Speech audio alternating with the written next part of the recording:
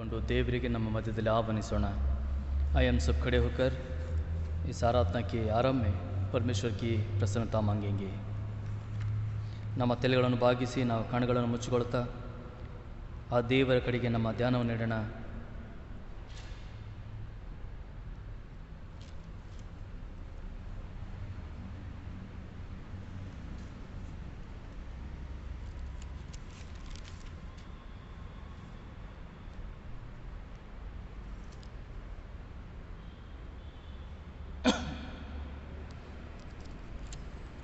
ದೇವರು ತನ್ನ ಮಂದಿರದಲ್ಲಿ ಆತನ ಪ್ರಭಾವವನ್ನು ಇಟ್ಟಿರುವುದರಿಂದ ಆ ದೇವರಿಗೆ ಕೃತಜ್ಞತಾ ಸ್ತೋತ್ರಗಳನ್ನು ಸಲ್ಲಿಸುತ್ತಾ ಆತನ ಕಡೆಗೆ ನಮ್ಮ ಮುಖವನ್ನು ತಿರುಗಿಸೋಣ। God be gracious to us and bless us and cause His face to shine upon us, that your way may be known on the earth, your salvation among all the nations. Let the peoples praise you, O God. Let all the peoples praise you. Let the nations be glad and sing for joy, for you will judge the peoples with uprightness and guide the nations on the earth. Let the people praise you, O God. Let all the peoples praise you. The earth has yielded its produce. God, our God, blesses us. God blesses us that all the ends of the earth may fear Him. ಕೃತಜ್ಞತಾ ಸ್ತೋತ್ರ ಘನತೆ ನಿನಗೆ ಸಲ್ಲಿಸುತ್ತಾ ನಿನ್ನ ಚರಣದಲ್ಲಿ ಸೇರಿರುವಾಗ ಯೆಹೋವನೇ, ನಿನ್ನ ಪವಿತ್ರವಾದ ಪ್ರಸನ್ನತೆ ನಮ್ಮ ಮಧ್ಯದಲ್ಲಿ ನಿನ್ನ ಮಗನ ಮುಖಾಂತರ ಕ್ರಿಸ್ತ ಯೇಸುವಿನ ಮುಖಾಂತರ ದೇವರಾತ್ಮನೇ ನೀಡಿ ಯಾರದನ್ನು ಆಶೀರ್ವದಿಸು, ಯಾರದನ್ನು ಸ್ವೀಕರಿಸಿಕೊಂಡು ಇದರ ಮುಖಾಂತರ ನೀನೇ ಘನತೆ ಹೊಂದಿಕೋ। ಬಂದಿರುವಂಥ ನಾವೆಲ್ಲರೂ ಇನ್ನು ಬರಲಿಕ್ಕಿರುವಂಥ ಎಲ್ಲ ನಿನ್ನ ಮಕ್ಕಳು ಅತಿ ಬೇಗನೆ ನೀನು ಬರಮಾಡಿ ಸ್ವಾಮಿ, ನಾವೆಲ್ಲರೂ ಸೇರಿಕೊಂಡು ನಿನಗೆ ಯೋಗ್ಯವಾದಂಥ ಆರಾಧನೆಯನ್ನು ಸಲ್ಲಿಸುವ ಹಾಗೆ ಆಶೀರ್ವಾದ ಮಾಡು। ಈ ಆರಾಧನೆ ನಾವು ಮಾಡುವಾಗ ನಿನ್ನ ಪ್ರಸನ್ನತೆ, ನಿನ್ನ ಪ್ರಭಾವವನ್ನು ಈ ಮಂದಿರದಲ್ಲಿ ತುಂಬಿಸಿ ನಮ್ಮೆಲ್ಲರನ್ನು ನಿನ್ನಲ್ಲಿ ಸ್ವೀಕರಿಸಿಕೊಂಡು ಆಶೀರ್ವದಿಸಿ ನೀನೇ ಮತ್ತೊಂದು ಆವರ್ತೆ ಘನತೆ ಹೊಂದಿಕೊಳ್ಳಬೇಕಾಗಿ ಯೇಸುವಿನ ಪರಿಶುದ್ಧವಾದ ನಾಮದಲ್ಲಿ ಬೇಡಿ ಹೊಂದಿದ್ದೇವೆ ಸ್ವಾಮಿ, ಆಮೇನ್। ಹಾಗೆ ನಿಂತಿರುವಾಗ ಹಾಡಿನ ಪುಸ್ತಕದಲ್ಲಿ 317ನೇ ಹಾಡನ್ನು ಹಾಡೋಣ। ವಿಲ್ ಸಿಂಗ್ ಹಿಮ್ ನಂಬರ್ 317, 317 ಈ ಹಾಡನ್ನು ಹಾಡೋಣ।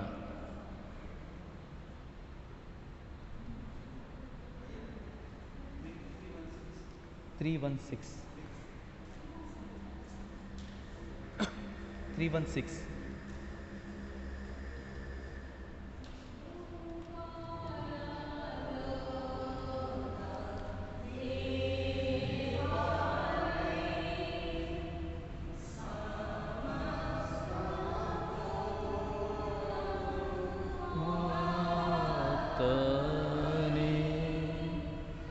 ಆನಂದ ಸ್ತೋತ್ರ ನಿನಗೆ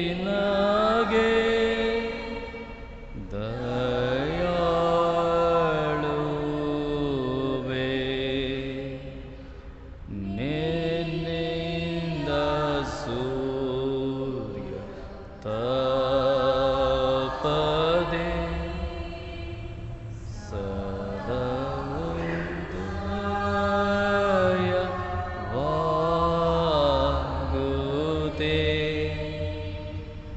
ಆನಂದ ಸ್ತೋತ್ರ ನಿನಗೆ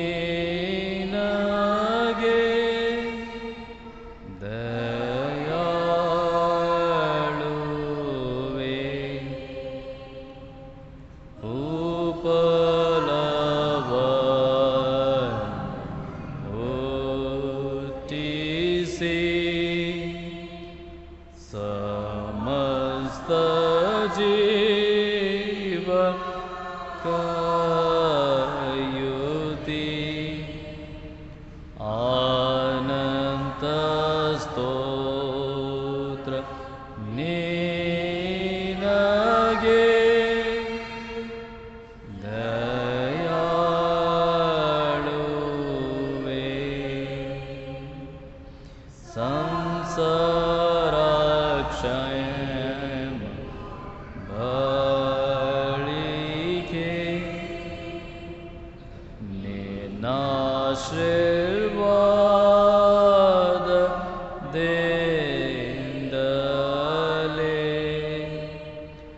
ಅನಂತ ಸ್ತೋತ್ರ ನಿನಗೆ ದಯಾಳುವೆ.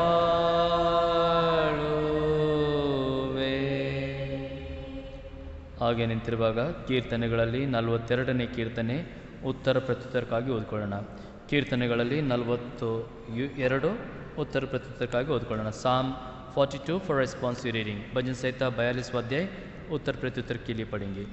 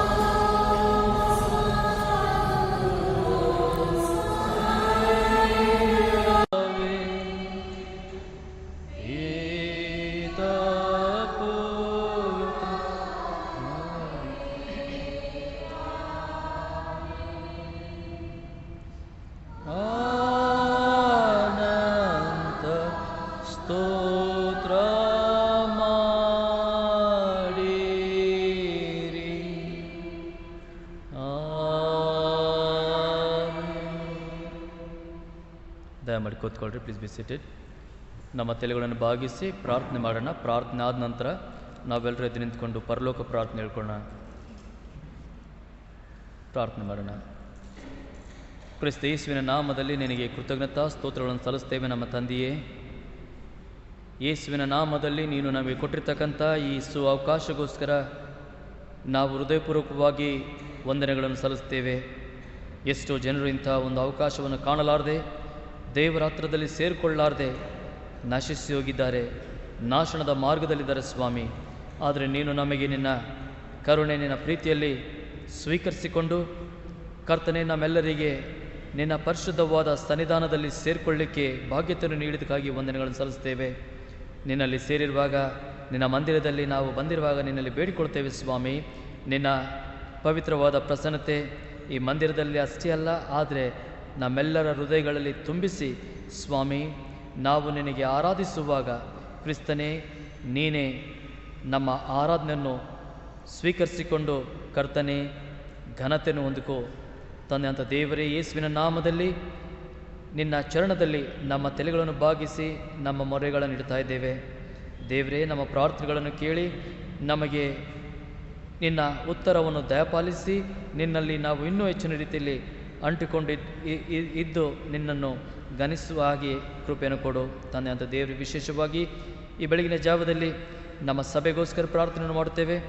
ಈ ಸಭೆಯಲ್ಲಿ ಇನ್ನೂ ಹೆಚ್ಚಿನ ರೀತಿಯಲ್ಲಿ ಕ್ರಿಸ್ತ ಯೇಸುವಿನ ರಾಜ್ಯದ ವಿಸ್ತಾರಕ್ಕಾಗಿ ಕಾರ್ಯಗಳನ್ನು ಆಗುವ ಹಾಗೆ ಆಶೀರ್ವಾದ ಮಾಡು.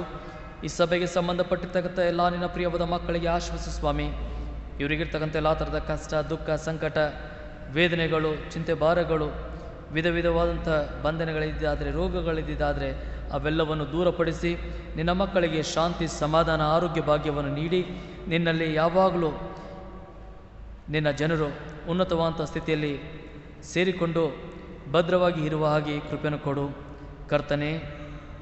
ನಿನ್ನ ಮಕ್ಕಳನ್ನು ನೀನೇ ಸಂಧಿಸಿ ಅವರ ಸ್ಥಿತಿಗತಿಗಳನ್ನು, ಅವರ ಮನೆಗಳನ್ನು, ಎಲ್ಲ ವಿಷಯಗಳನ್ನು ನಿನ್ನ ನಿಯಂತ್ರಣದಲ್ಲಿ ತೆಗೆದುಕೊಂಡು ನೀನೇ ನಿನ್ನ ಚಿತ್ತದ ಅನುಸಾರವಾಗಿ ನಿನ್ನ ಮಕ್ಕಳನ್ನು ನಡೆಸು.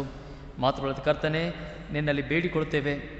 ನಮ್ಮ ಸುತ್ತಮುತ್ತಲಿರ್ತಕ್ಕಂಥ ಅನ್ಯ ಜನರಿಗೋಸ್ಕರ, ನಮ್ಮ ದೇಶದಲ್ಲಿರ್ತಕ್ಕಂಥ ಎಲ್ಲ ಜನರಿಗೋಸ್ಕರ ಪ್ರಾರ್ಥಿಸುವಾಗ ಕರ್ತನೆ, ನಮ್ಮ ಪ್ರಾರ್ಥನೆಯನ್ನು ಕೇಳಿ ಈ ದೇಶದಲ್ಲಿರ್ತಕ್ಕಂಥ ಎಲ್ಲ ಜನರಿಗೆ ನಿನ್ನ ಹತ್ತಿರದಲ್ಲಿ ಬರಲಿಕ್ಕೆ ಅವಕಾಶವನ್ನು ನೀಡುತ್ತಾ ನೀನೇ ಅವರಿಗೆ ನಿನ್ನ ರಾಜ್ಯದಲ್ಲಿ ಸೇರಿಕೊಳ್ಳಲಿಕ್ಕೆ ಮಾರ್ಗವನ್ನು ಸಿದ್ಧಪಡಿಸು. ಒಂದಾನೊಂದು ದಿನ ಅಂಧಕಾರದಲ್ಲಿ ನಾವಿರುವಾಗ, ನಮ್ಮ ಪಿತೃಗಳಿರುವಾಗ ನೀನು ನಮಗೆ ಕರೆದು ನಮ್ಮನ್ನು ಮುದ್ರಿಸಿ ನಿನ್ನವರಾಗಿ ಮಾಡಿಕೊಂಡಿದ್ದೆ. ಈ ದಿನ ನಾವು ನಿನ್ನವರಾಗಿ ಎಣಿಸಿಕೊಳ್ಳುವಾಗ ಸ್ವಾಮಿ ನಿನ್ನಲ್ಲಿ ಬೇಡ್ತೇವೆ. ನಮ್ಮ ದೇಶದಲ್ಲಿರುವಂಥ ಪ್ರತಿಯೊಬ್ಬರು ಸಹ ನಿನ್ನ ಹತ್ತಿರದಲ್ಲಿ ನಿನ್ನ ಬೆಳಕನ್ನು ಪಡ್ಕೊಂಡು ನಿನ್ನ ಹತ್ತಿರದಲ್ಲಿ ಇರುವ ಹಾಗೆ ಆಶೀರ್ವಾದ ಮಾಡು. ಈ ದೇಶವನ್ನು ಆಳ್ತಕ್ಕಂಥ ನಾಯಕರಿಗೋಸ್ಕರ ಪ್ರಾರ್ಥಿಸ್ತೇವೆ. ಅವರಿಗೆ ತಿಳುವಳಿಕೆ, ಬುದ್ಧಿ, ಜ್ಞಾನವನ್ನು ಕೊಟ್ಟು ಸ್ವಾಮಿ ನಿನ್ನ ಚಿತ್ತದನುಸಾರವಾಗಿ ಈ ದೇಶವನ್ನು ಸಮಾಧಾನದಲ್ಲಿ ಆಳುವ ಹಾಗೆ ಕೃಪೆಯನ್ನು ಕೊಡು ತಂದೆ ಅಂತ ದೇವರೇ. ಅದೇ ರೀತಿಯಾಗಿ ನಿನ್ನಲ್ಲಿ ಪ್ರಾರ್ಥಿಸ್ತಾ ಇದ್ದೇವೆ. ನಿನ್ನ ಸೇವೆಯನ್ನು ಮಾಡ್ತಕ್ಕಂಥ ಎಲ್ಲ ನಿನ್ನ ಸೇವಕರಿಗೋಸ್ಕರ, ಸೇವೆ ಸಂಸ್ಥೆಗಳಿಗೋಸ್ಕರ, ಸಭೆಗಳಿಗೋಸ್ಕರ ಕರ್ತನೆ, ಪ್ರತಿಯೊಬ್ಬರಿಗೆ ಕೊಟ್ಟಿರ್ತಕ್ಕಂಥ ಜವಾಬ್ದಾರಿಕೆಗಳನ್ನು ಒಳ್ಳೆ ರೀತಿಯಿಂದ ವಹಿಸಲಿಕ್ಕೆ ನೀನೇ ಬಲವನ್ನು ಕೊಡು, ಶಕ್ತಿಯನ್ನು ನೀಡು. ನಿನ್ನ ಆತ್ಮನ ತುಂಬುವಿಕೆಯಿಂದ ನೀನೇ ನಿನ್ನ ಜನರಿಗೆ ನಿನ್ನ ಕಾರ್ಯಗಳನ್ನು ಮಾಡಲಿಕ್ಕೆ ಪ್ರೋತ್ಸಾಹಿಸಿ ಪ್ರೇರೇಪಿಸಬೇಕಾಗಿ ಬೇಡಿಕೊಳ್ತಾ ಇದ್ದೇವೆ. ವಿಶೇಷವಾಗಿ ಮೆಥಡಿಸ್ಟ್ ಚರ್ಚ್ಗೋಸ್ಕರ ಪ್ರಾರ್ಥಿಸ್ತೇವೆ. ಮೆಥಡಿಸ್ಟ್ ಚರ್ಚಲ್ಲಿ ಇರ್ತಕ್ಕಂಥ ಎಲ್ಲ ಸಭಿಕರು, ಸಭೆಗಳು, ಸಭಾಪಾಲಕರು, DS ಗಳು, ಬಿಷಪ್ಸರು ಮತ್ತು ಎಲ್ಲ ಅಧಿಕಾರಿಗಳನ್ನು ಆಶೀರ್ವದಿಸು ಕರ್ತನೆ.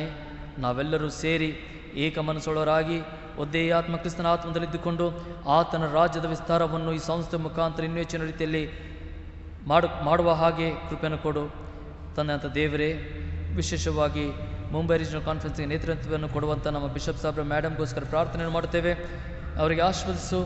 ಅವರ ನೇತೃತ್ವದಲ್ಲಿ ಈ ಕಾನ್ಫರೆನ್ಸ್ ಆತ್ಮೀಯ ರೀತಿಯಲ್ಲಿ ಇನ್ನೂ ಹೆಚ್ಚಿನ ರೀತಿಯಲ್ಲಿ, ಇನ್ನೂ ಆಳವಾದಂಥ ರೀತಿಯಲ್ಲಿ ಬೆಳೆಯಲಿಕ್ಕೆ ಸಹಾಯವನ್ನು ನೀಡು. ಮತ್ತೊಂದು ಆವರ್ತ ಕರ್ತನೆ, ಸೇರಿ ಬಂದಿರತಕ್ಕಂಥ ನಾವೆಲ್ಲರೂ ನಮ್ಮೆಲ್ಲರಿಗೂ ಪರಿಶುದ್ಧವಾದ ದೇವರ ಹಸ್ತದಲ್ಲಿ ಒಪ್ಪಿಸಿಕೊಡ್ತಾ ಇದ್ದೇವೆ. ನಮ್ಮನ್ನು ಸ್ವೀಕರಿಸಿಕೊಂಡು ಮುದ್ರಿಸಿ ಈ ದಿನದ ಆತ್ಮೀಯ ಮನ್ನದಿಂದ ನಮ್ಮನ್ನು ತೃಪ್ತಿಗೊಳಿಸಿ ನಿನ್ನ ಚಿತ್ತದಲ್ಲಿ ನಡೆಸಬೇಕಾಗಿ ನಮಗಾಗಿ ಪ್ರಾಣದಾನವನ್ನು ಕೊಟ್ಟು ಮೃತ್ಯುಂಜಯನಾಗಿರುವ ನಜರೇತಿನ ಯೇಸುವೆ, ನಿನ್ನ ಪರಿಶುದ್ಧವಾದ ನಾಮದಲ್ಲಿ ಬೇಡಿ ಹೊಂದಿದ್ದೇವೆ ಸ್ವಾಮಿ, ಆಮೇನ್. ಪರಲೋಕ ಪ್ರಾರ್ಥನೆ ಹೇಳ್ಕೊಳ್ಳೋಣ. ಪರಲೋಕದ ನಮ್ಮ ತಂದೆ, ನಿನ್ನ ನಾವು ಪ್ರಶಂಸೆ ಪಡಲಿ, ನಿನ್ನ ರಾಜ್ಯವು ಬರಲಿ, ನಿನ್ನ ಚಿತ್ತ ಪರಲೋಕದ ಪ್ರಕಾರ ಭೂಲೋಕದಲ್ಲಿ ನೆರವೇರಲಿ. ನಮ್ಮ ಅನುದಿನದ ಆಹಾರ ನಮಗೆ ದಯಪಾಲಿಸಿಕೊಡು. ನಮಗೆ ತಪ್ಪನ್ನು ಕ್ಷಮಿಸಂತೆ ನಮ್ಮ ತಪ್ಪನ್ನು ಕ್ಷಮಿಸು. ನಮ್ಮನ್ನು ಶೋಧನೆ ಸೇರಿಸುವಂಥ ಕೇಡುಗಳನ್ನು ನಾವು ತಪ್ಪಿಸು. ಯಾಕಂದರೆ ರಾಜ್ಯವು, ಬಲವು, ಮಹಿಮೆ ಸದಾಕಾಲ ನಿನಗೆ ಸ್ವಾಮಿ, ಆಮೇಲೆ. ಹಾಗೆ ನಿಂತಿರುವಾಗ ಹಾಡಿನ ಪುಸ್ತಕದಲ್ಲಿ 137ನೇ ಹಾಡನ್ನು ಹಾಡೋಣ. Will sing hymn number 137.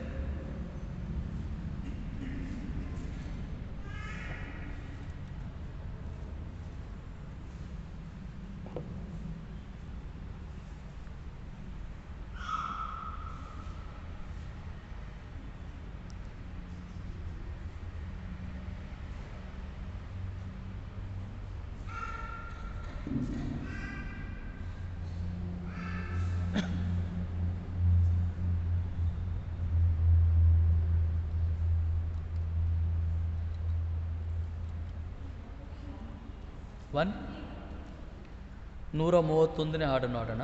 131.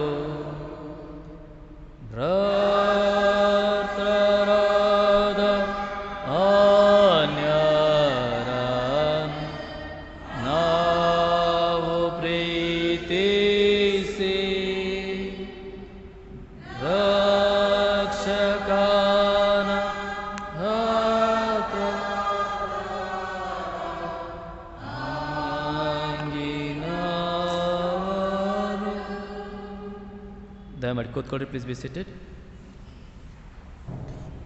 ವೇದ ಪಾಲನಕಾರ್ಜನಂಥ ವೇದ ಭಾಗ ಹಳೆ ಒಡಂಬಡಿಕೆಯಲ್ಲಿ ವಿಮೋಚನಾ ಕಾಂಡ 3ನೇ ಅಧ್ಯಾಯ 1ರಿಂದ 12ನೇ ವಚನವರೆಗೆ.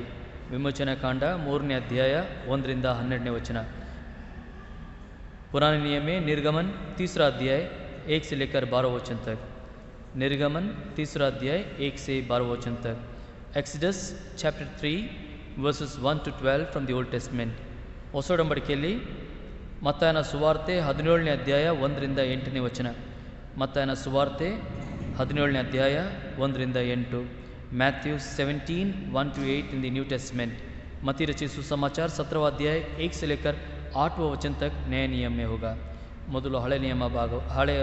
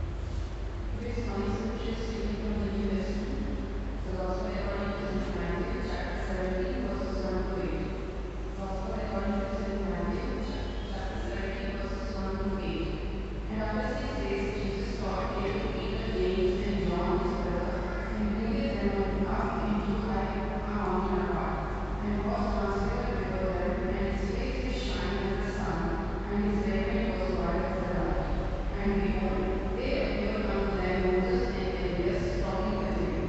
Then answered Peter and said unto Jesus, Lord, it is good for us to be here. If thou wilt, let us make here 3 tabernacles, one for thee, and one for Moses, and one for Elias.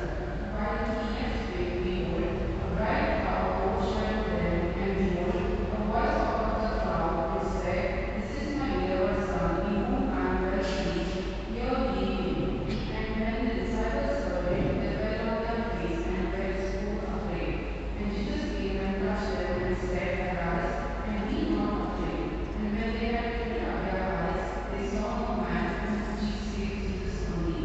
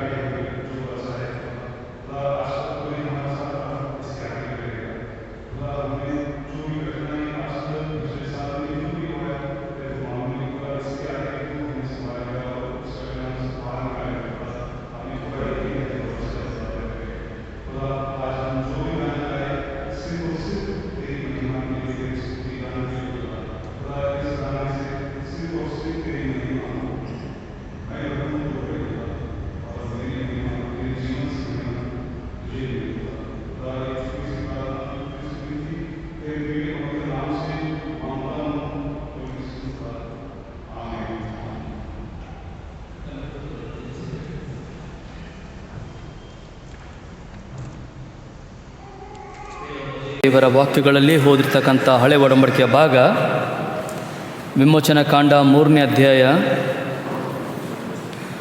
1ರಿಂದ 12ನೇ ವಚನ ಓದಿದ್ವಿ. ಈ ಓದಿರ್ತಕ್ಕಂಥ ಭಾಗವನ್ನು ನಾವೆಲ್ಲರೂ ಈ ಭಾಗಕ್ಕೆ ಚೆನ್ನಾಗಿ ಪರಿಚಯ, ಯಾಕಂತಂದರೆ ನಾವು ಈ ಭಾಗದಿಂದ ಇದರಲ್ಲಿ ಇರುವಂಥ ವಿಷಯಗಳನ್ನು ಸಂಡೇ ಸ್ಕೂಲಲ್ಲಿ ಕಲ್ತಿದ್ದೇವೆ, ಪ್ರಸಂಗಗಳನ್ನು ಕೇಳಿದ್ದೇವೆ ಮತ್ತು ಓದ್ಕೊಂಡಿದ್ದೇವೆ. ಆದ್ದರಿಂದ we are familiar with this passage in the Exodus chapter 3, the burning bush.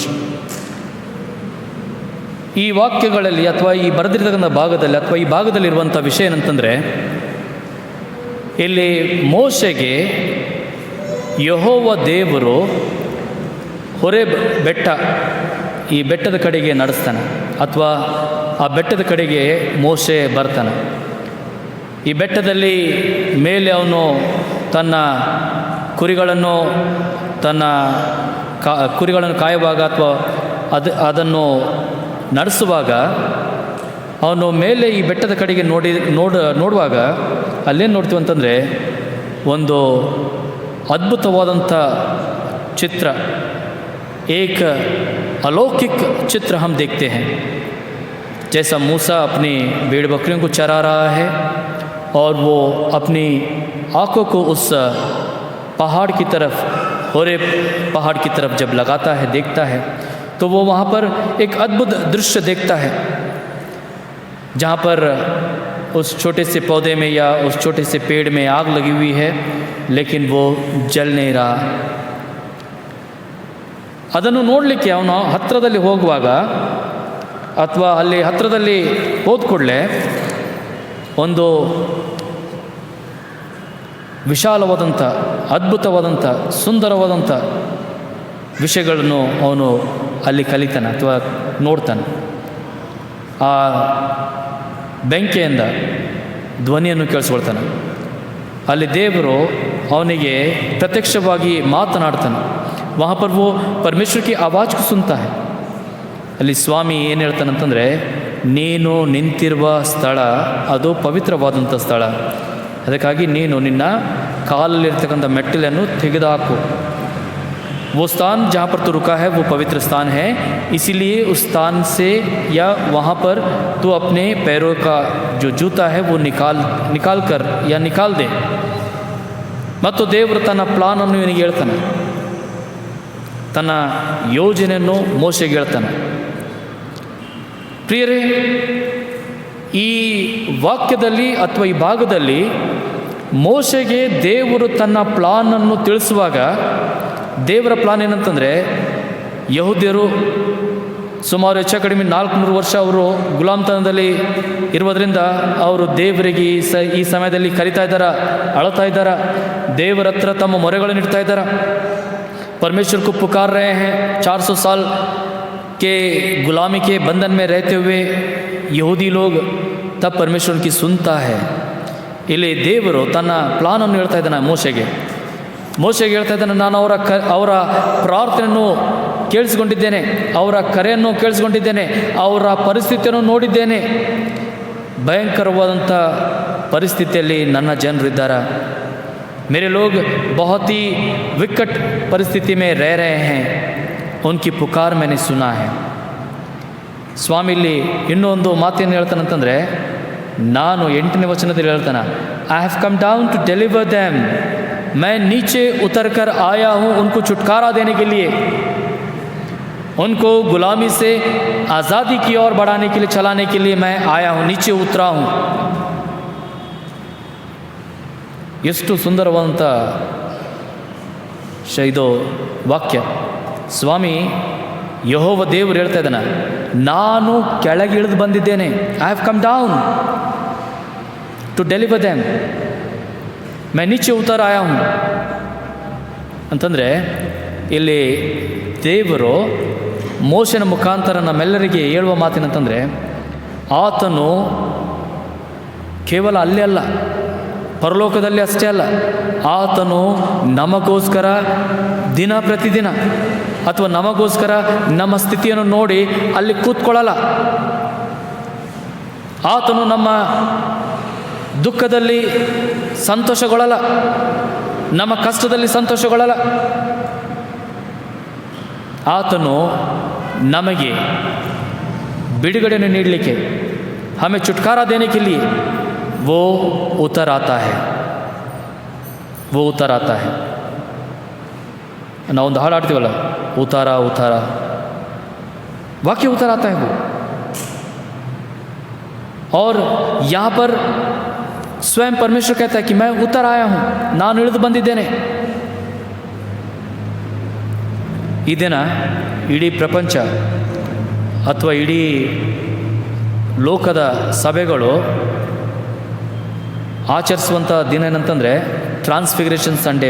ಅದು ಕನ್ನಡದಲ್ಲಿ ಏನು ಹೇಳ್ತಾರೆ, ಟ್ರಾನ್ಸ್ಫಿಗರೇಷನ್ಗೆ ಬದಲಾವಣೆ, ಈ ಸ್ವಾಮಿ ಬದಲಾವಣೆ ಆಗ್ತದಲ್ಲ, ಆ ದಿನದ ಅಥವಾ ಆ ಹಬ್ಬವನ್ನು ಆಚರಿಸ್ತಾ ಇದ್ದಾರೆ ಈ ದಿನ. The feast of transfiguration is today. ಇಲ್ಲಿ ಹೊಸ ಒಡಂಬಡಿಕೆಯಲ್ಲಿ ನಾವೇನು ನೋಡ್ತೀವಿ ಅಂತಂದರೆ, ಪರಲೋಕದ ದೇವರು ಇಲ್ಲಿ ಮೋಶೆನ ಕಾಲದಲ್ಲಿ ಆತನು ಇಳಿದು ಬಂದ ಹೋರೇಬ್ ಬೆಟ್ಟದ ಮೇಲೆ. ಹೊಸ ಒಡಂಬಡಿಕೆಯಲ್ಲಿ नए नियम में हरमन, मोस्टली हरमन पहाड़ का नाम हरमन है. इस पहाड़ के ऊपर परम प्रधान परमेश्वर जो मनुष्य रूपी उस समय था, वो हरमन पहाड़ पर लोगों को अपना जो उनका ओरिजिनल जो प्रभाव है, महिमा है, वो दिखा रहा है, ಅದನ್ನು ತೋರಿಸ್ತಾ ಇದ್ದಾನೆ. ಅಲ್ಲಿ ಮೋಶೆ ಹೊರೇಬ್ ಬೆಟ್ಟದಲ್ಲಿ ನೋಡಿದ, ಇಲ್ಲಿ ಯಾಕೋಬ, ಯೋಹಾನ ಇವರು ನೋಡ್ತಾ ಇದ್ದಾರೆ, ಪೇತ್ರ ನೋಡ್ತಾ ಇದ್ದಾನೆ. ಇವರು ಮೂವರು ಆ ಪ್ರಭಾವವನ್ನು ನೋಡ್ತಾ ಇದ್ದಾರೆ. ಅಲ್ಲಿ ಮೋಶೆ ಬೆಂಕಿಯಲ್ಲಿ ಶಬ್ದವನ್ನು ಕೇಳಿಸ್ಕೊಂಡ. ಮೋಶೆ ದೇವರಿಗೆ ನೋಡಲಿಲ್ಲ, ದೇವರ ಅವನಿಗೆ ಕಾಣಿಸ್ಲಿಲ್ಲ. ಆದರೆ ದೇವರ ಬೆಳಕನ್ನು ಅವನು ನೋಡಿ ದೇವರ ಶಬ್ದವನ್ನು ಕೇಳಿಸ್ಕೊಳ್ತಾ ಇದ್ದಾನೆ. ಇಲ್ಲಿ ಹೊಸ ಒಡಂಬಡಿಕೆಯಲ್ಲಿ ಅದೇ ಚಿತ್ರ. ಇಲ್ಲಿ ದೇವರು ಪ್ರತ್ಯಕ್ಷವಾಗಿ ಕಾಣಿಸ್ಕೊಳ್ತಾ ಇದ್ದಾನೆ. यहाँ पर परमेश्वर अपना स्वरूप दिखा रहा है नए नियम में. वहाँ पर मूसा अकेला था, यहाँ पर पतरस, याकूब और यूहन्ना, ये तीन लोग यीशु मसीह को परमेश्वर का उस तेज में, उस रोशनी में, या परमेश्वर की जो मुख है वो लोग देखते हैं. ಇದು ಇಲ್ಲಿ ಮೋಶೆಗೆ ಈ ರೀತಿಯಲ್ಲಿ ಕಾಣಿಸ್ಕೊಂಡು, ಅಥವಾ ಯಾಕೋಬ, ಯೋಹಾನ, ಪೇತ್ರರಿಗೆ ಈ ರೀತಿಯಲ್ಲಿ ಕಾಣಿಸ್ಕೊಂಡು ದೇವರು ನಮಗೆ ಏನು ಹೇಳ್ತಾ ಇದ್ದಾನೆ? ದೇವರು ಮಾನವ ಜಾತಿಗೆ, ಮನುಷ್ಯರಿಗೆ ಅಥವಾ ನಮ್ಮೆಲ್ಲರಿಗೆ ಹೇಳುವಂಥ ವಿಷಯ ಏನಿರಬಹುದು? ಇದನ್ನು ನಾವು ಕುಂತು ವಿಚಾರ ಮಾಡಿದರೆ ಅಥವಾ ತಿಳ್ಕೊಳ್ಳಿಕ್ಕೆ ಪ್ರಯತ್ನ ಪಟ್ಟರೆ ಇಲ್ಲಿ ಕೆಲವು ಸಂಗತಿಗಳನ್ನು ನಾವು ತಿಳ್ಕೊಳ್ಬೋದು. ಮೊದಲನೇದಾಗಿ, ದೇವರು ತನ್ನ ಪ್ರಭಾವವನ್ನು ತೋರಿಸುತ್ತಾ ಮನುಷ್ಯನಿಗೆ ಆತನು ಈ ಮಾತನ್ನು ಹೇಳ್ತಾ ಇದ್ದಾನೆ, ಅಥವಾ ಈ ಸಂತೋಷವನ್ನು ಕೊಡ್ತಾ ಇದ್ದಾನೆ. ಅದೇನಂತಂದರೆ, ಅದು ಯಾವ ಸಂತೋಷ ಅಂತಂದರೆ, ಅನಂತ ಕಾಲದಲ್ಲಿ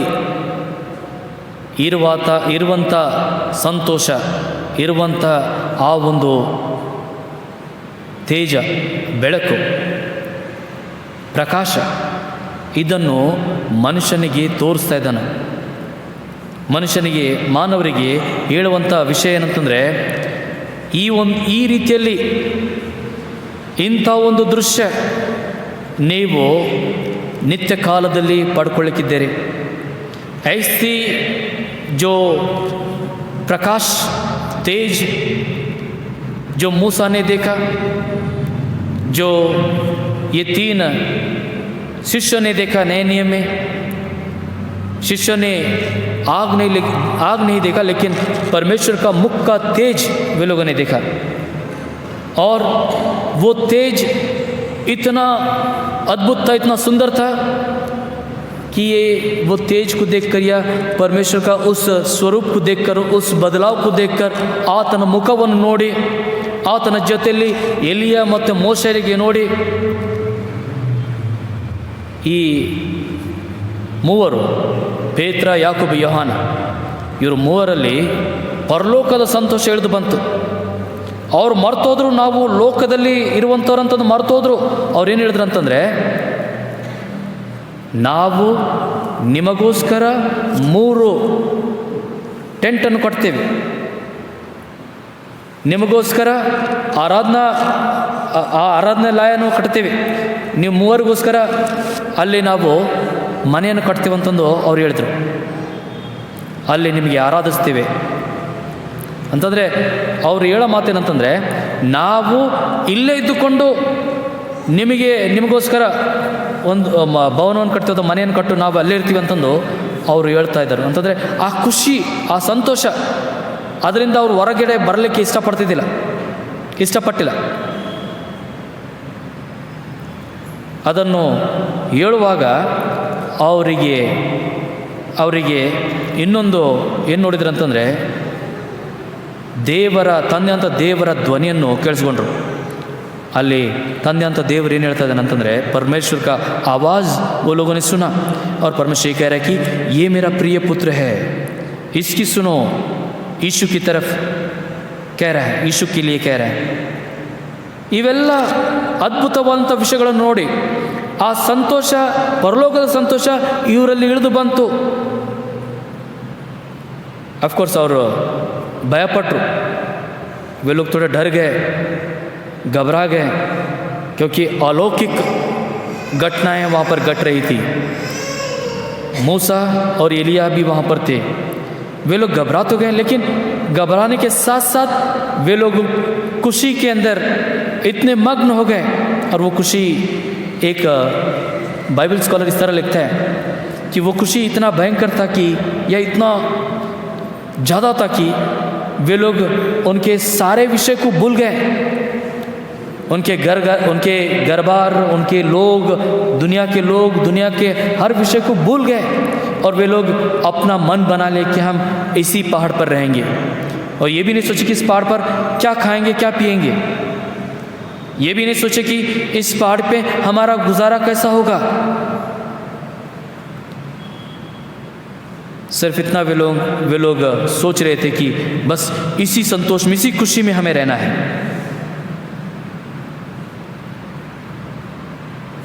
ಇದು ದೇವರು ಅವರಿಗೆ ಕೊಟ್ಟಿರ್ತಕ್ಕಂಥ ಎಕ್ಸ್ಪೀರಿಯನ್ಸ್.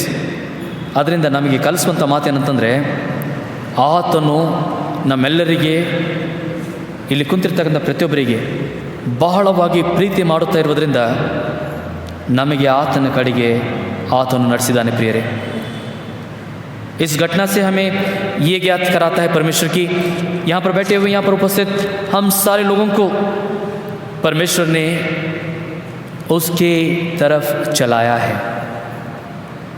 और यही कारण है कि आज हम यीशु मसीह के लोग कहलाने में संकोच नहीं करते हैं. हम अपनी आइडेंटिटी बताने के लिए हम सारे लोग खुशी से तैयार होते हैं. ಯಾರಾದರೂ ಇಲ್ಲಿ ಕುಂತವರು, ನೀವು ಯಾರಾದರೂ ನಿಮಗೆ ಹೊರಗಿನವ್ರು ಕೇಳಿದರೆ ತುಮ್ ಕೌನ್ಸೆ ಧರ್ಮ ಕ್ಯೋ ಅಂತಂದು ಕೇಳಿದರೆ ನೀವು ಮೈ ಕ್ರಿಶ್ಚಿಯನ್ ನೈ ಅಂತಂದು ಹೇಳ್ತೀರಾ, ಮೈ ಯೇ ಹೇ ವೋ ಹೇ ಅಂತಂದು ಹೇಳ್ತೀರಾ? ಇಲ್ಲ, ನಾವೇನು ಹೇಳ್ತೀವಿ ಅಂತಂದ್ರೆ ಮೈ ಕ್ರಿಶ್ಚಿयन हूँ. हाँ, एक्सट्रीम अगर तुम्हारा गर्दन उड़ाने आएगा तभी थोड़ा कुछ लोग पीछे जाएंगे, बोले नहीं मैं ये हूँ वो हूँ. लेकिन जब तक तुम्हारा कोई नुकसान नहीं हो रहा है या प्राण नहीं जा रहा है, तब तक हम सारे लोग निडरता से कहते हैं कि वी आर क्रिश्चियंस, हम क्रिश्चियंस हैं. और यहाँ तक कि ऐसी परिस्थिति अगर आ भी जाए मौत और जीवन का फैसला करने में, तो हम उस समय में भी बहुत सारे लोग हम कहेंगे कि हम क्रिश्चियंस हैं, हम मसीह के लोग हैं.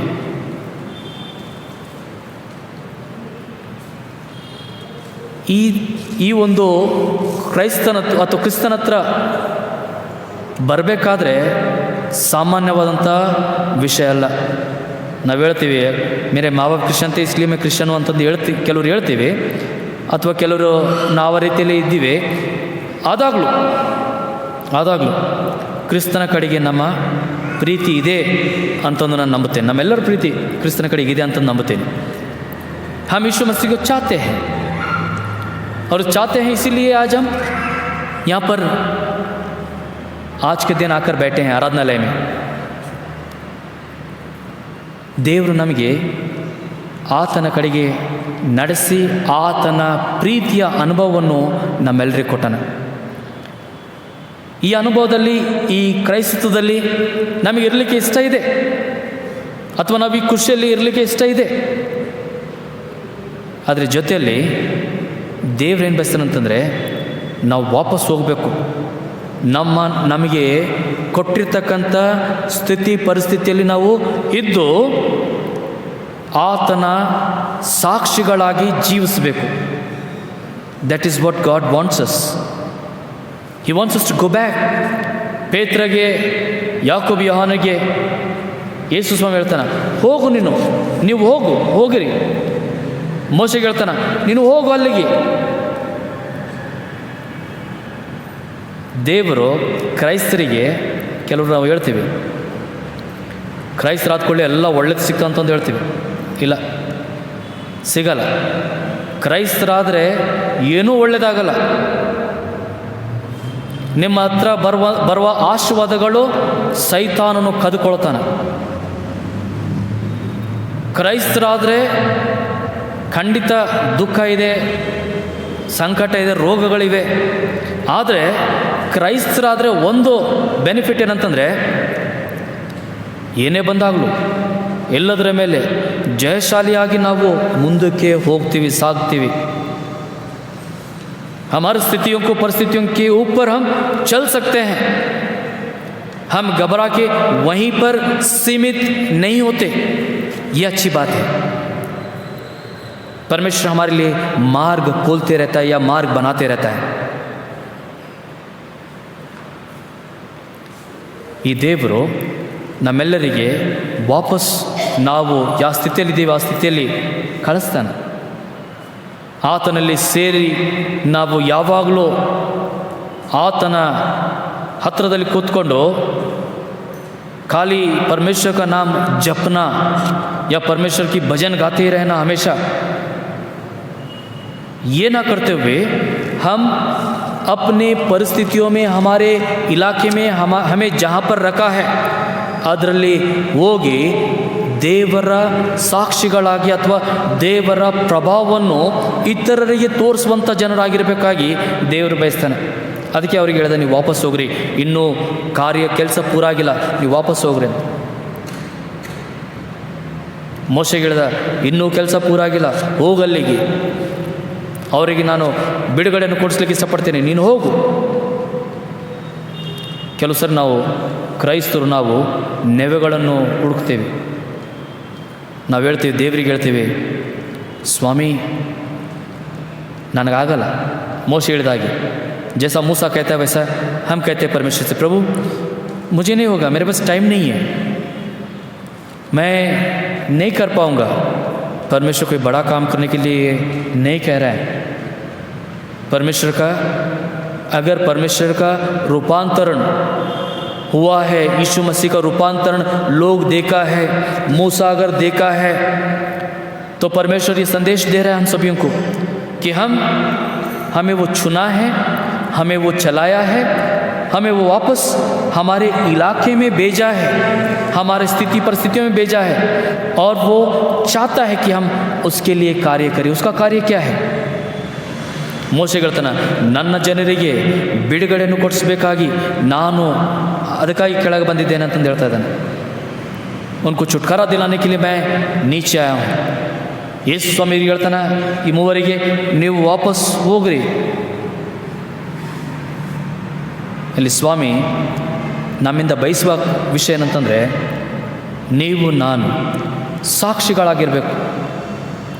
हम एक विटनेस की तरह, परमेश्वर की खुशी की विटनेस की तरह हमें रहना है. परमेश्वर के बारे में बताने वाले लोग हमें बनना है।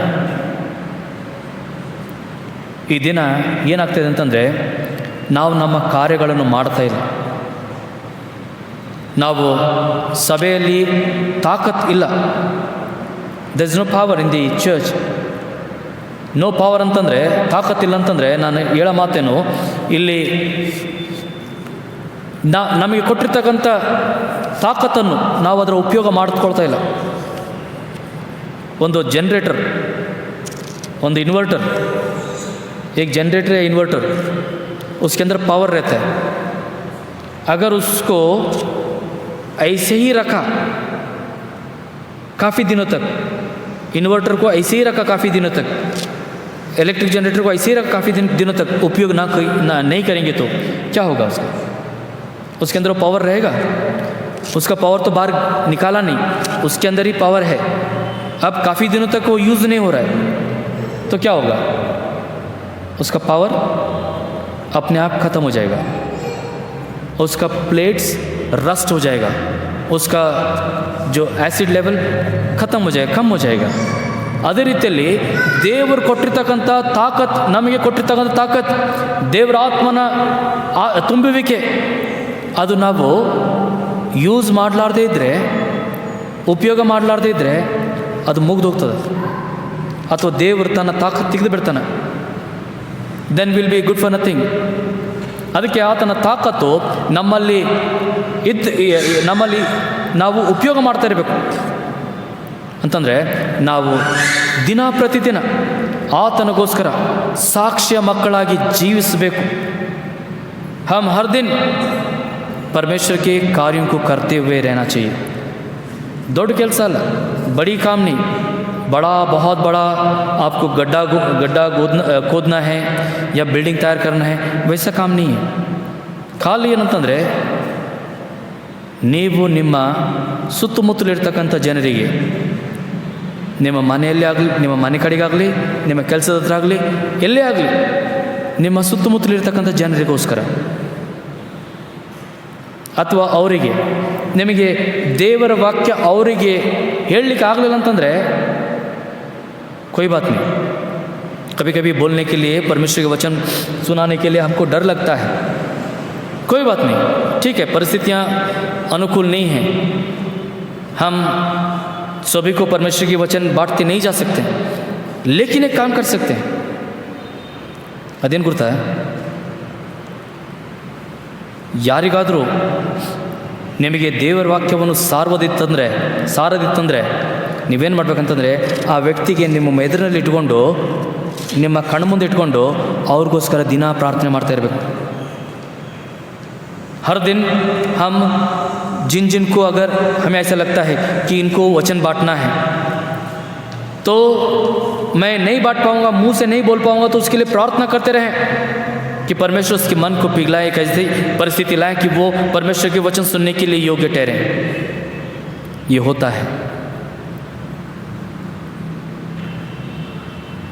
ಇಲ್ಲದೆ ಹೋದರೆ ನೀವು ठीक है, जनरल जहाँ पर भी आप चलते रहेंगे, जाते रहेंगे, बस किसी को भी रास्ते में बहुत सारे लोग दिखते हैं, बहुत सारे लोग रास्ते में दिखते रहते हैं, है ना, चलते रहते हैं, हमारे आजू बाजू से गुजरते रहते हैं, दिखते रहते हैं. उन लोगों के लिए प्रार्थना करें.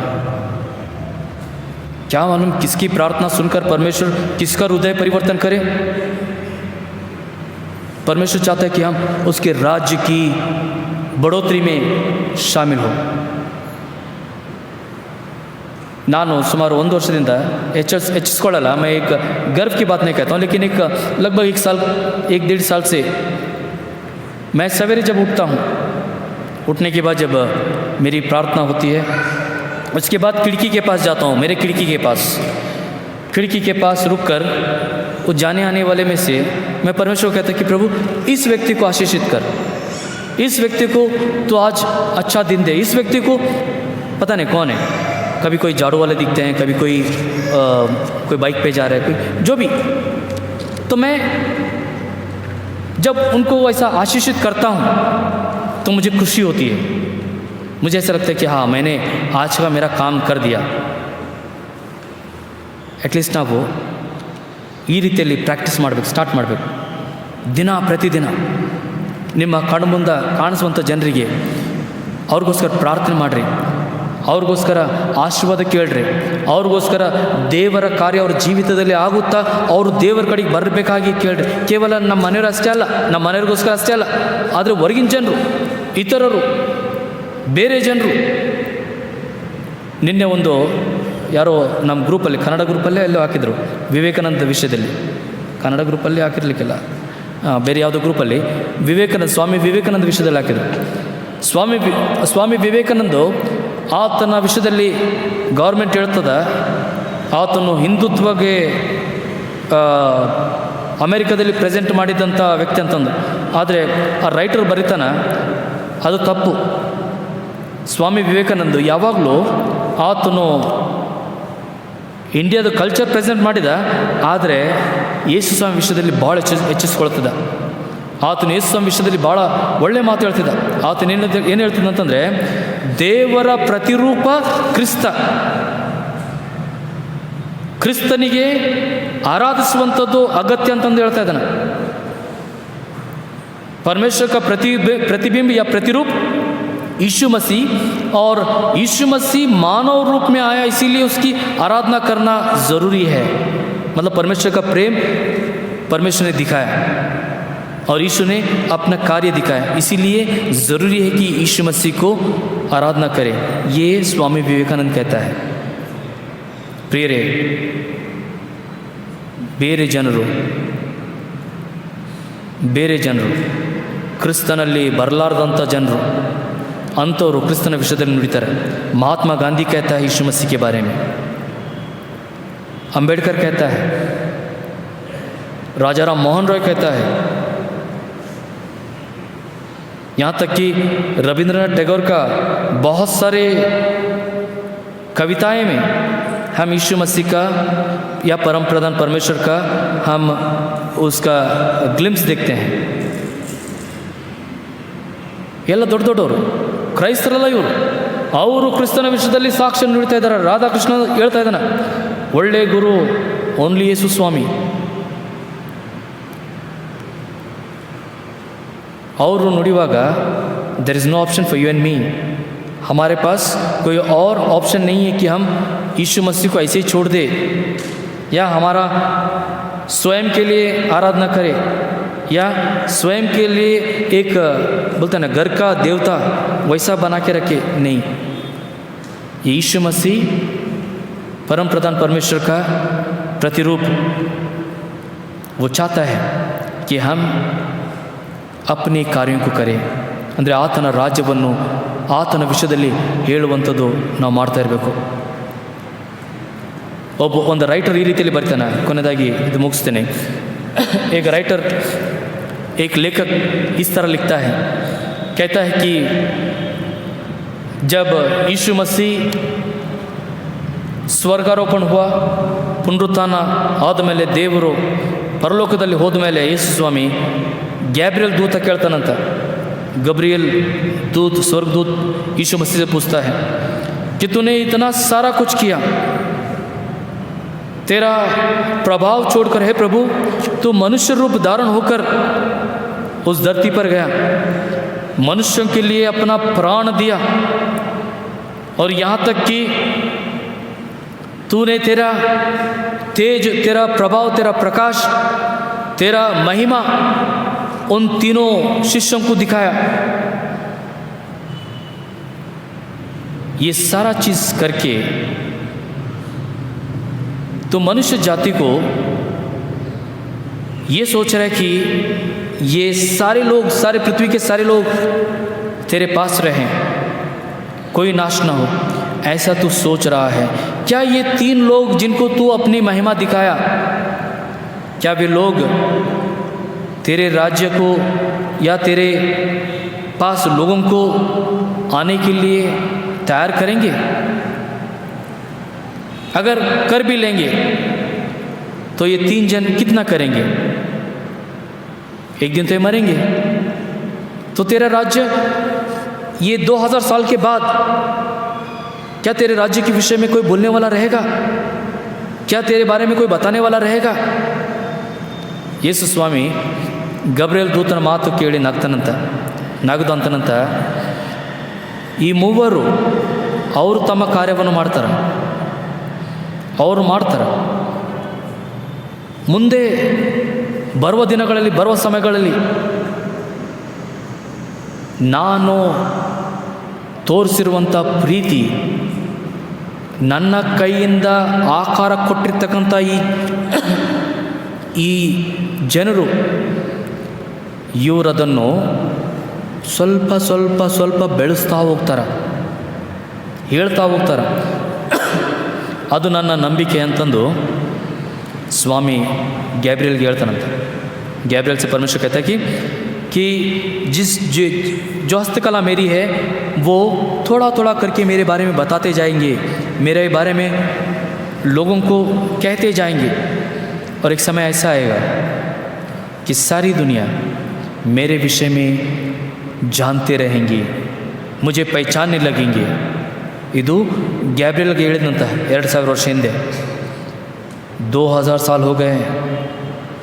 अभी भी गैब्रियल शायद यीशु मसीह को देखकर हंसता होगा, कहता होगा कि तूने बोला था कि ये तेरे लोग तेरे हाथ से बने हुए, तेरा हस्तकला तेरे बारे में बताएंगे. प्रभु 2000 साल हो गए हैं, क्या कर रहा है ओल्डन चर्च, क्या कर रहा है ये चर्च वो चर्च. स्वामी ಏನು ಹೇಳ್ತಾ ಇದ್ದಾನೋ ಗೊತ್ತಿಲ್ಲ, हमें नहीं पता कि परमेश्वर क्या कहता होगा, लेकिन इतना ज़रूर वो चाहता है कि मैंने इन्हें संभाला है, इस कोरोना के काल में इन्हें आशीषित किया है, अपनी गवाही आगे सुनाएंगे, मेरे बारे में बताएंगे. आज हमें प्रण लेना है.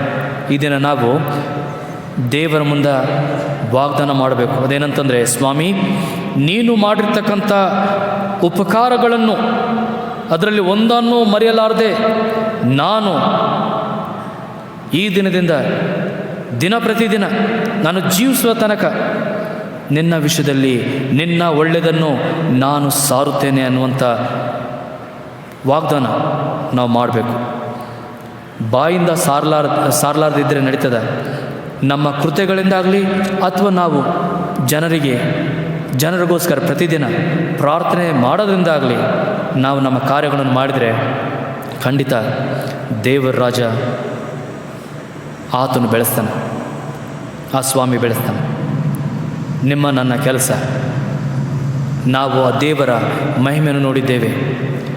ನಮಗೆ ದೇವರು ನಮ್ಮ ಸ್ಥಿತಿ ಪರಿಸ್ಥಿತಿಯಲ್ಲಿ ವಾಪಸ್ಸು ಕಳಿಸಿ ಅಥವಾ ಅಲ್ಲಿಟ್ಟು ನಮಗೆ ಕಾರ್ಯಗಳನ್ನು ಮಾಡಲಿಕ್ಕೆ ಹೇಳ್ತಾ ಇದ್ದಾನೆ. ನಾವು ಮಾಡಲಿಕ್ಕೆ ಸಿದ್ಧರಾದರೆ ಆತನು ನಮಗೆ ಬರುವ ದಿನಗಳಲ್ಲಿ ಪರಲೋಕಕ್ಕೆ ನಡೆಸ್ತಾನೆ. He will take us, He will lead us to eternity if we act right from today. If we start working for the extension of kingdom, the Lord's kingdom, then He will definitely lead us into the eternity. परमेश्वर हमें जैसा Horeb पहाड़ के पास मूसा को ले गया, हरमन पहाड़ के पास शिष्यों को ले गया, वैसे अनंतकालीन में हम सभी को ले चलेगा, जहाँ पर हम सुकून से उस परम प्रधान परमेश्वर की खुशी में हम सदैव रहेंगे. प्रार्थನೆ ಮಾಡೋಣ. ಪ್ರೀತಿ ಉಳ್ಳ ಯೇಸು ಸ್ವಾಮಿ, ನಿನಗೆ ಕೃತಜ್ಞತಾ ಸ್ತೋತ್ರಗಳನ್ನು ಸಲ್ಲಿಸ್ತೇವೆ. ಈ ಬೆಳಗಿನ ಜಾವದಲ್ಲಿ ನಿನ್ನ ಹತ್ತಿರದಲ್ಲಿ ಸೇರಿರುವಂಥ ನಾವೆಲ್ಲರೂ ನಿನ್ನ ವಾಕ್ಯಗಳನ್ನು ಕೇಳಿಸಿಕೊಂಡು ಸ್ವಾಮಿ ದಿನ ಮತ್ತೊಂದು ಆವರ್ತೆ ನಿನ್ನ ಚರಣದಲ್ಲಿ ನಮ್ಮನ್ನು ಅರ್ಪಿಸಿ ನಿನ್ನಲ್ಲಿ ಬೇಡಿಕೊಳ್ತಾ ಇದ್ದೇವೆ. ಕ್ರಿಸ್ತನೇ, ನೀನು ನಿನ್ನ ಮಹಿಮೆಯನ್ನು ಮೋಶೆಗೆ, ನಿನ್ನ ಮಹಿಮೆಯನ್ನು ನಿನ್ನ ಪ್ರಭಾವವನ್ನು ಯಾಕೋಬ, ಯೋಹಾನ, ಪೇತ್ರನಿಗೆ ತೋರಿಸಿ ನಮ್ಮೆಲ್ಲರಿಗೆ ಆ ಸಂತೋಷದಲ್ಲಿ ಸೇರಿಕೊಳ್ಳಿಕ್ಕೆ ಅವಕಾಶವನ್ನು ಕೊಟ್ಟಿದ್ದಿ. ಸ್ತೋತ್ರವಾಗಲಿ. ಕರ್ತನೇ, ನೀನು ಇಟ್ಟಿರುವಂಥ ಉದ್ದೇಶವನ್ನು ಪೂರ್ತಿಗೊಳಿಸಿ ನಿನ್ನ ರಾಜ್ಯವನ್ನು ಬೆಳೆಸಲಿಕ್ಕೆ ನಮ್ಮೆಲ್ಲರಿಗೆ ನೀನೇ ಬಲವನ್ನು ನೀಡು. ನಿನ್ನ ಆತ್ಮನ ನಡೆಸುವಿಕೆಯಿಂದ ನಡೆಸು. ಸೇರಿ ಬಂದಿರ್ತಂದೆಲ್ಲ ನಿನ್ನ ಮಕ್ಕಳಿಗೆ ಕರ್ತನೇ, ನಿನ್ನ ಚಿತ್ತದಲ್ಲಿ ಸ್ವೀಕರಿಸಿಕೊಂಡು ನೀನು ಇವರ ಮುಖಾಂತರ ನಿನ್ನ ರಾಜ್ಯವನ್ನು ವಿಸ್ತಾರಪಡಿಸ್ಕೊಳ್ಬೇಕಾಗಿ ಯೇಸುವಿನ ಪರಿಶುದ್ಧವಾದ ನಾಮದಲ್ಲಿ ಬೇಡಿ ಹೊಂದಿದ್ದೇವೆ ಸ್ವಾಮಿ. ಆಮೇನ್.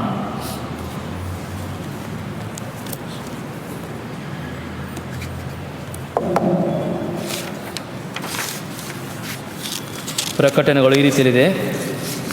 ಮುಂದಿನ ಭಾನುವಾರ ಇದೇ ರೀತಿಯಲ್ಲಿ ಆರಾಧನೆ ಬೆಳಗ್ಗೆ 10:30 ಗಂಟೆಗೆ ನಡೆಸಲಾಗುತ್ತದೆ ಮತ್ತು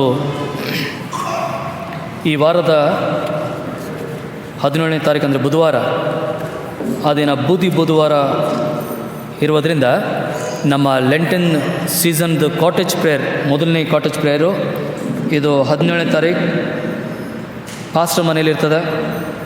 18ನೇ ತಾರೀಕು ಎಲೀಶ್ ಕಬಾಡಿಗಿ ಅವರ ಮನೆಯಲ್ಲಿ ಕೊಂಡ್ವಾದಲ್ಲಿ. 19ನೇ ತಾರೀಕು ಹೆನ್ರಿ ಎಬ್ನೆಸ್ ಯರ್ವಾಡ ಇವರ ಮನೆಯಲ್ಲಿ ಇರ್ತದೆ. ಸಾಯಂಕಾಲ 7 ಗಂಟೆಗೆ ಈ ಕಾಟೇಜ್ ಪ್ರೇಯರ್ಸ್ಗಳು ಪ್ರತಿದಿನ ಬುಧವಾರ, ಗುರುವಾರ, ಶುಕ್ರವಾರ, ಶನಿವಾರ ದಿನ ಇಲ್ಲ, ಆದರೆ 3 ದಿನ ಕಾಟೇಜ್ ಪ್ರೇಯರ್ಸ್ಗಳು ಆ ಮನೆಗಳಲ್ಲಿರ್ತವೆ. ಪ್ರತಿದಿನ ನಿಮಗೆ ಅಂದರೆ ಆರಾಧನೆ ಕಾಟೇಜ್ ಪ್ರೇಯರ್ ಇರುವ ದಿನ, ಆ ದಿನ ಬೆಳಗ್ಗೆ ನಾವು ವಾಟ್ಸಪ್ ಮೇಲೆ ಇವರ ಅಡ್ರೆಸ್ಸನ್ನು ಹಾಕ್ತೇವೆ.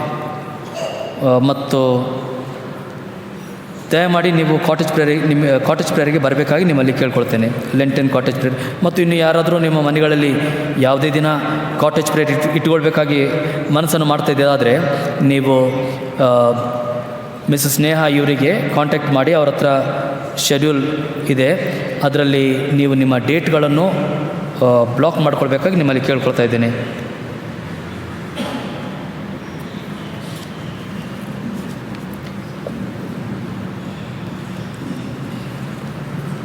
ಹೋದ ವರ್ಷ ನಿಮಗೆ ಕೊಟ್ಟಿರ್ತಕ್ಕಂಥ ಕಾಣಿಕೆ ಬಾಕ್ಸ್ಗಳು, ಕಾಣಿಕೆ ಡಿಬ್ಬಿಗಳು ಇನ್ನೂ ಭಾಳಷ್ಟು ಜನರು ಕೊಟ್ಟಿಲ್ಲ. ದಯಮಾಡಿ ನೀವು ಕೊಡಬೇಕಾಗಿ ನಿಮ್ಮಲ್ಲಿ ಕೇಳ್ಕೊಳ್ತಾ ಇದ್ದೀನಿ. ಯಾಕಂತಂದರೆ ಬರುವ ಸಂಡೇ ನಾವು ಅದನ್ನು ತೆರಿಗೆ ಹಂಚಲಿಕ್ಕಿದ್ದೇವೆ. 40 ದಿನದ ಪ್ರತಿದಿನ ನೀವು ನಿಮ್ಮ ಮನೆಗಳಲ್ಲಿ ಉಪವಾಸ ಪ್ರಾರ್ಥನೆ ಮಾಡುವಾಗ ದೇವರಿಗೆ ಕೃತಜ್ಞತರ ರೂಪದಲ್ಲಿ ಕಾಣಿಕೆಯನ್ನು ಸಲ್ಲಿಸುವಂಥ ಅಗತ್ಯ. ಆದ್ದರಿಂದ ಡಬ್ಬಿಯಲ್ಲಿ ನೀವು ಕಾಣಿಕೆ ಹಾಕಿದರೆ ಆ ಡಬ್ಬಿ ನೀವು ಆಮೇಲೆ 40 ದಿನ ಆದಮೇಲೆ ಚರ್ಚಿಗೆ ನೀವು ತಂದು ಕೊಡ್ಬೋದು. ಇನ್ನೂ ಡಬ್ಬಿಗಳು ನಮಗೆ ಭಾಳಷ್ಟು ಡಬ್ಬಿಗಳು ಸಿಕ್ಕಿಲ್ಲ. ಅದಕ್ಕೆ ದಯಮಾಡಿ ಮುಂದಿನ ಸಂಡೇ ನೀವು ಮರೆಯಲಾರ್ದಂಗೆ ನಿಮ್ಮ ಡಬ್ಬಿಗಳನ್ನು ತೆಗೆದುಕೊಂಡು ಬರಬೇಕಾಗಿ ನಿಮ್ಮಲ್ಲಿ ಕೇಳ್ಕೊಳ್ತಾ ಇದ್ದೇನೆ. ಹೋದ ಭಾನುವಾರದ ಕಾಣಿಕೆ ರೆಗ್ಯುಲರ್ ಆಫರಿಂಗ್ 13,013 ಮತ್ತು poor fund offering 4,481, cottage prayer offering 1,000. Total ಈ ವಾರದಲ್ಲಿ ಬಂದಿರತಕ್ಕಂಥ ಕಾಣಿಕೆ 18,494 ರೂಪೀಸ್.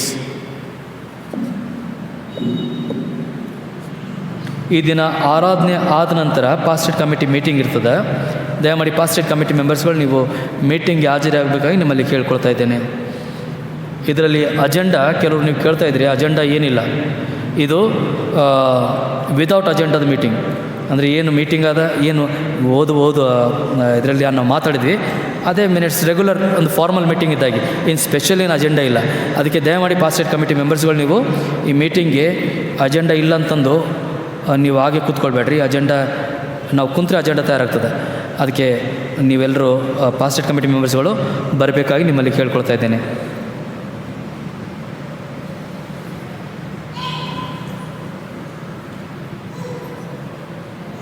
ಈ ವಾರದಲ್ಲಿ ತಮ್ಮ ಜನ್ಮದಿನವನ್ನು ಆಚರಿಸುವಂಥ ಜನರ ಹೆಸರನ್ನು ಓದ್ತೇನೆ.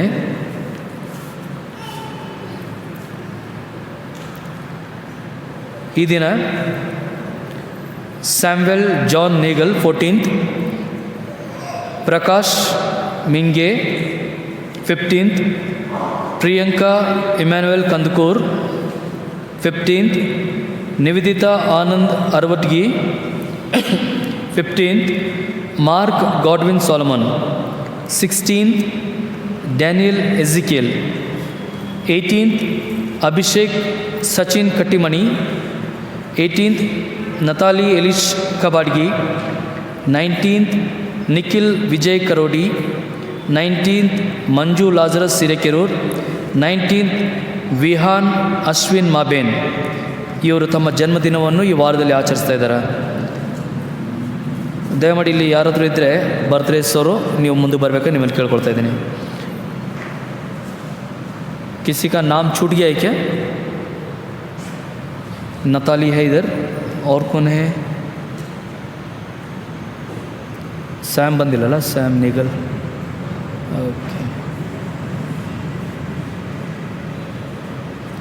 ओके नताली के लिए हम लोग बर्थडे सॉन्ग गाएंगे. Happy birthday to you, happy birthday to you, happy birthday, happy birthday to you. Happy birthday Natalie. प्रार्थना ಮಾಡೋಣ. आइए हम प्रार्थना करें. पिता परमेश्वर, हम आपको धन्यवाद करते हैं. हम आपकी स्तुति प्रशंसा करते हुए सारा मान महिमा गौरव आप ही को देते हैं. इस समय हम प्रार्थना करते प्रभु कि आपके पवित्र चरणों में हम सभी को आपने स्वीकारते हुए, हम सभी को आशीष देते हुए अब तक चलाया. जीवितों की संख्या में हमारी गिनती कराते हुए हमें आपके मंदिर में उपस्थित किया. पिता धन्यवाद करते हैं. इन सारे उपकारों के लिए धन्यवाद करते हुए इस समय आपके पवित्र चरणों में आपके इन प्रिय बच्चों को आपके समक्षता में रखते हैं.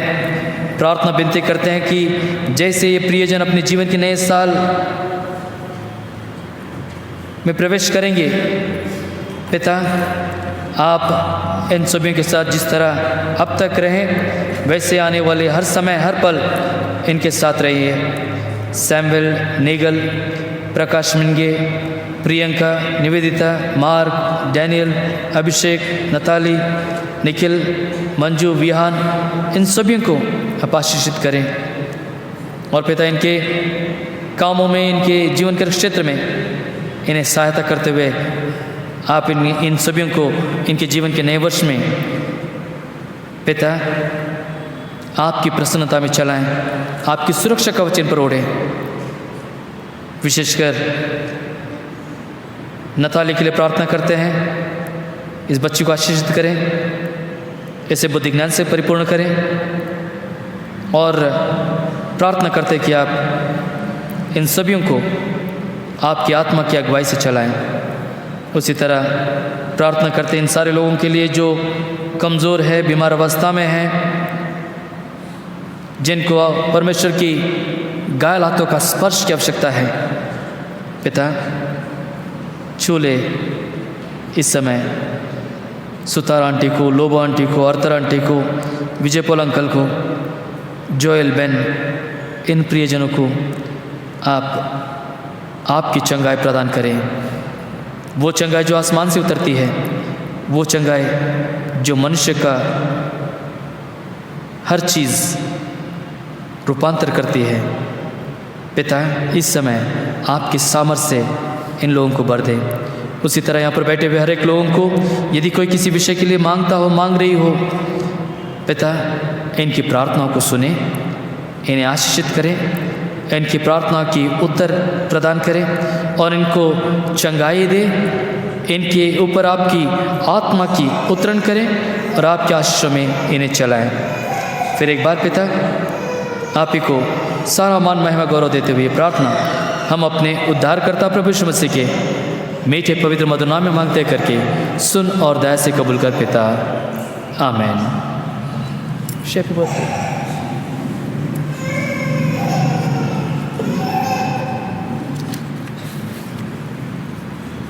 ಕೊನೆಯದಾಗಿ ನಾವೆಲ್ಲರೂ ನಿಂತ್ಕೊಂಡು ಹಾಡಿನ ಪುಸ್ತಕದಲ್ಲಿ 271ನೇ ಹಾಡನ್ನು ಹಾಡೋಣ. ಆಗ ಕಾಣಿಕೆ ತಲುಪಡ್ತದೆ.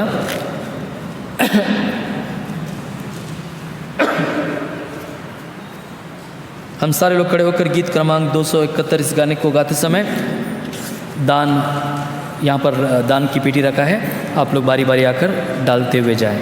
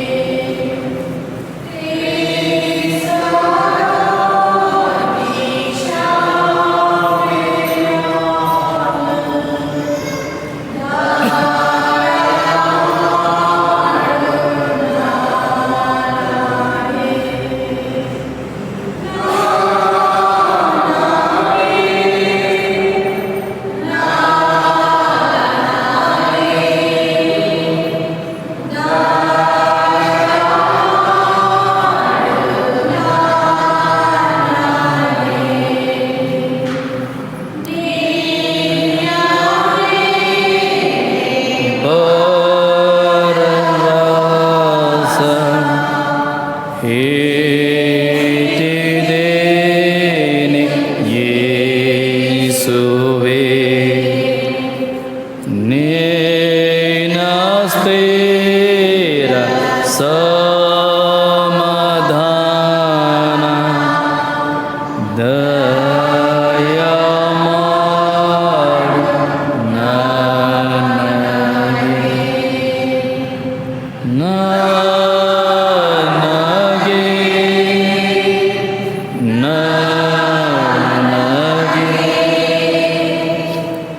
ದಯ ಮಾಡು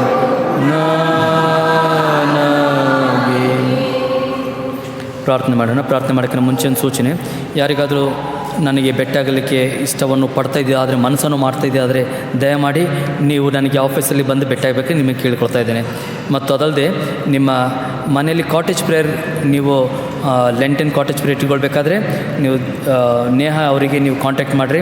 ಯಾಕಂತಂದರೆ ಮತ್ತು ಆಮೇಲೆ ನಿಮ್ಮ ಡೇಟ್ಸ್ಗಳು ನಿಮ್ಗೆ ಯಾವುದು ಬೇಕು ಆ ಡೇಟ್ಗಳು ಸಿಗಲಿಲ್ಲ ಅಂತಂದರೆ ಮತ್ತೆ ನೀವು ತ್ರಾಸನ್ನು ಪಡ್ತೀರಿ. ಅದಕ್ಕಾಗಿ ಆದಷ್ಟು ಬೇಗನೆ ನೀವು ನಿಮ್ಮ ಡೇಟ್ಸ್ಗಳನ್ನು ಬ್ಲಾಕ್ ಮಾಡಿಕೊಳ್ಬೇಕಾಗಿ ನಿಮ್ಮಲ್ಲಿ ಕೇಳ್ಕೊಳ್ತಾ ಇದ್ದೇನೆ.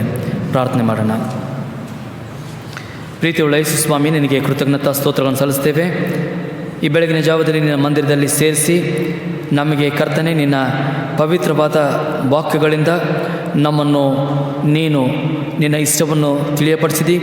ಹೌದು ಸ್ವಾಮಿ, ನೀನು ರೂಪಾಂತರ ಆಗಿದ್ದಾದರೆ ಅದು ನಮಗೋಸ್ಕರ, ನಮಗೆ ಪರಮ ಸಂತೋಷದಲ್ಲಿ ಸೇರಿಕೊಳ್ಬೇಕಾಗಿ ನೀನು ನಮಗೆ ಆ ಒಂದು ದೃಶ್ಯದಿಂದ ಆಹ್ವಾನವನ್ನು ಕೊಟ್ಟಿದ್ದೆ ಕರ್ತನೆ.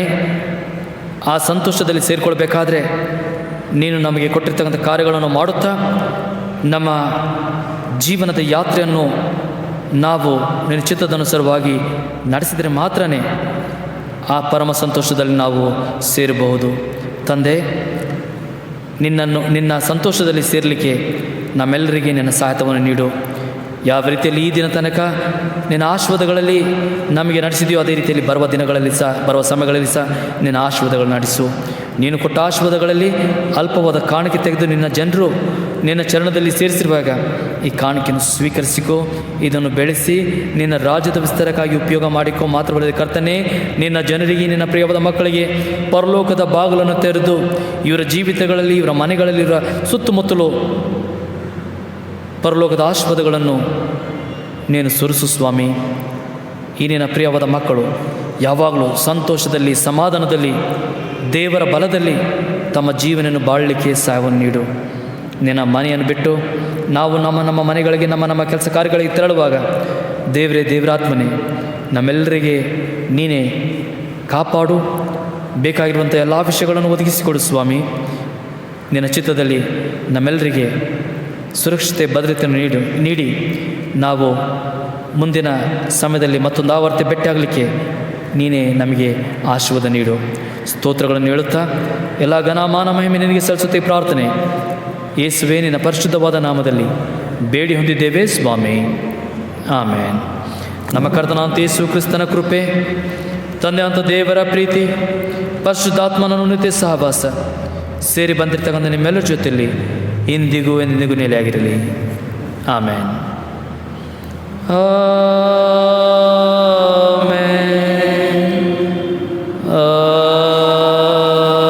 ಆಮೇನ್.